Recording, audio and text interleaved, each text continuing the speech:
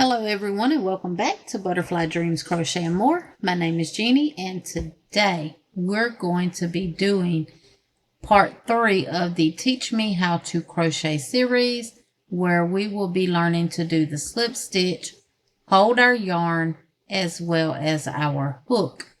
But I'm going to show you 2 different ways of holding your hook. I'm only going to show you one way of holding your yarn. That's how I hold mine. Sorry, I'm not accustomed to holding it any other way. So go ahead and grab your yarn. I recommend you get a 4-weight, something in a light color. Now this is light pink. Do not grab black. You will not be able to see your stitches. Also grab a 6.0 or a 6.5 millimeter crochet hook and a pair of scissors. There's 2 ways of holding your hook. There's a pencil grip, which is just like this, just like you hold a pencil or a pen. Then there's a knife holder, which is like this. Now, you find whichever way you like to hold your hook, and that is how you go with it. Now, I don't want you to get frustrated if your tension is not good when you first start out. That's perfectly normal for beginner crocheters, and it's something that you will learn to adjust as you learn to crochet. Now, the way I hold my yarn is I take it between my ring finger and my pinky. I come behind and over my index finger. Now, that is how I hold my yarn. Now, I've seen people hold it almost like they're smoking a cigarette. I've seen people wrap it around their pinky and over and under. And a lot of them do that for tension control. So there's different ways you can hold your yarn. You find what is comfortable for you and how you want to hold your yarn. Okay, so take your hook and determine how you plan on holding it, how you feel more comfortable, either as a pencil holder or a knife holder.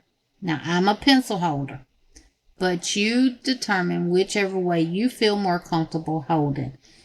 I can crochet as a knife holder, but I'm not as fast because that's not how I learned to crochet. So, now, once you get used to, and you can pause this video, you can sit there and practice with holding your yarn in your hand and holding your hook until you feel comfortable. When you feel comfortable with the way you hold your yarn and your hook, then click play and let's begin. So we're going to start out with a slip knot. All crochet normally starts with a slip knot.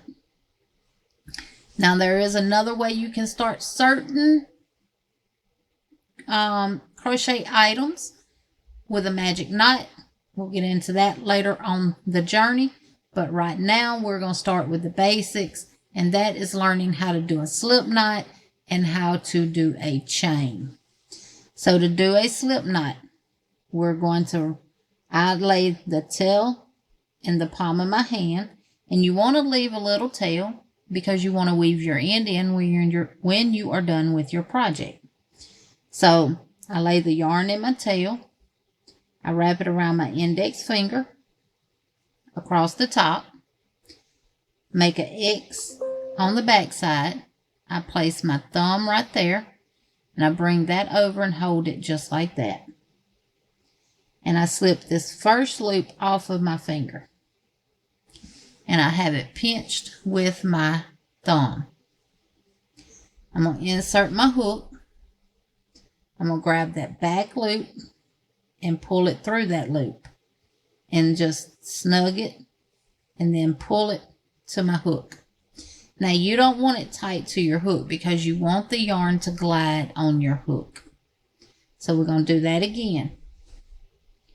You take your tail, which this is the end of your yarn from your skein is considered your tail.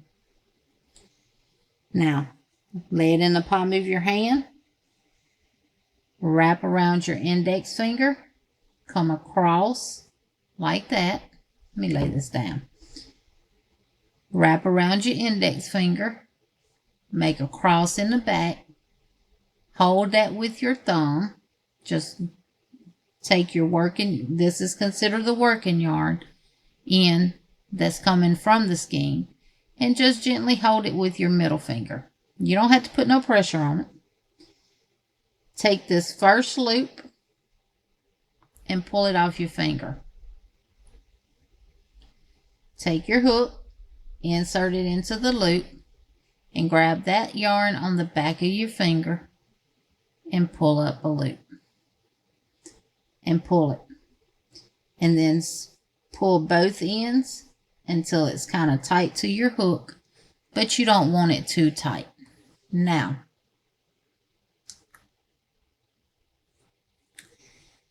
we're going to start with our chain. Now, this loop on our hook does not count as a stitch. So what we want to do is wrap our yarn. So we're taking our hook away from us, not toward us, away. Wrap your yarn and pull through. Away from you, wrap and pull through. Away, wrap, pull through.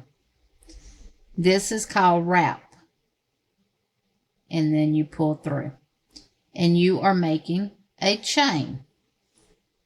So you're going to wrap, pull through, wrap, pull through, wrap, pull through, wrap, pull through, wrap, pull through.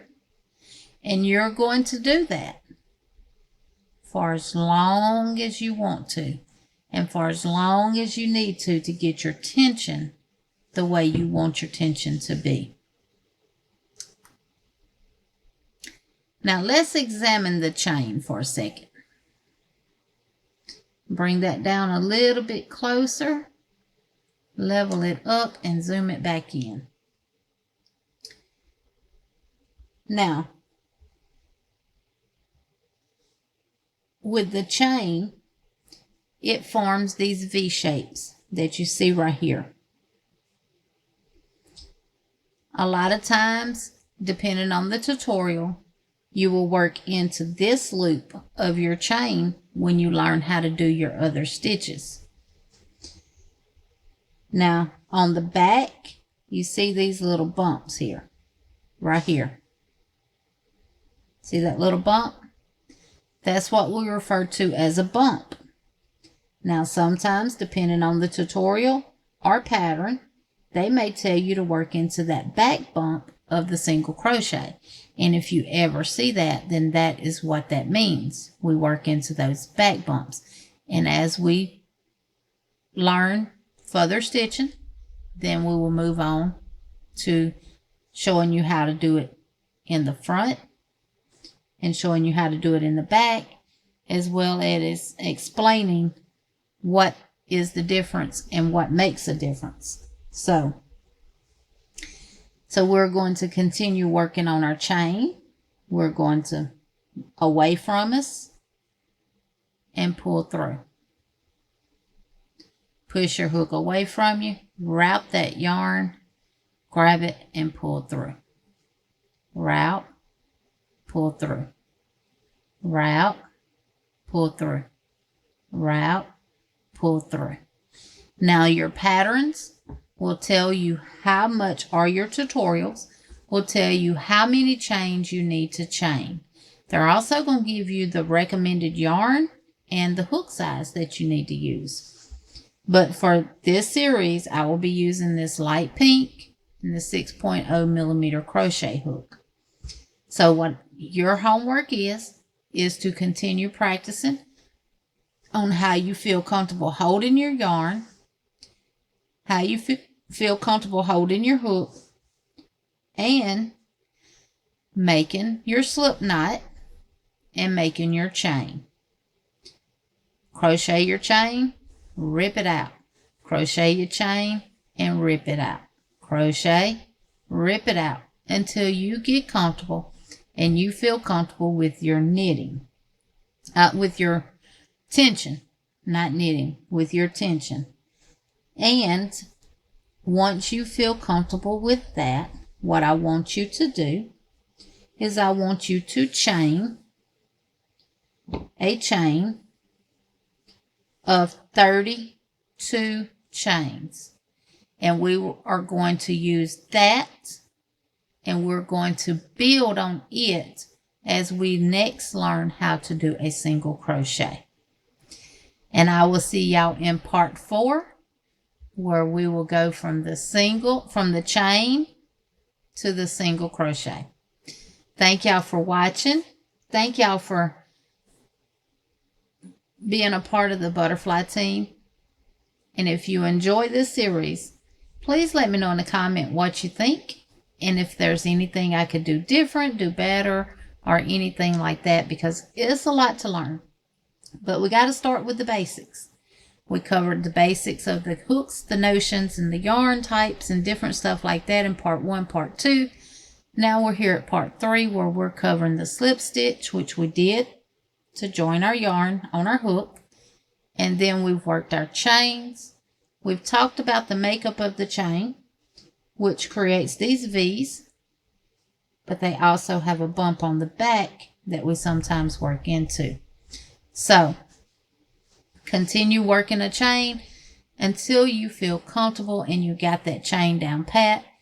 And meet me in part 4 with 32 chains on your hook, and we will learn how to do a single crochet. Happy crocheting, everyone. And until next time, be kind, remember to smile, and I'll see y'all in the next video. Till then, bye for now.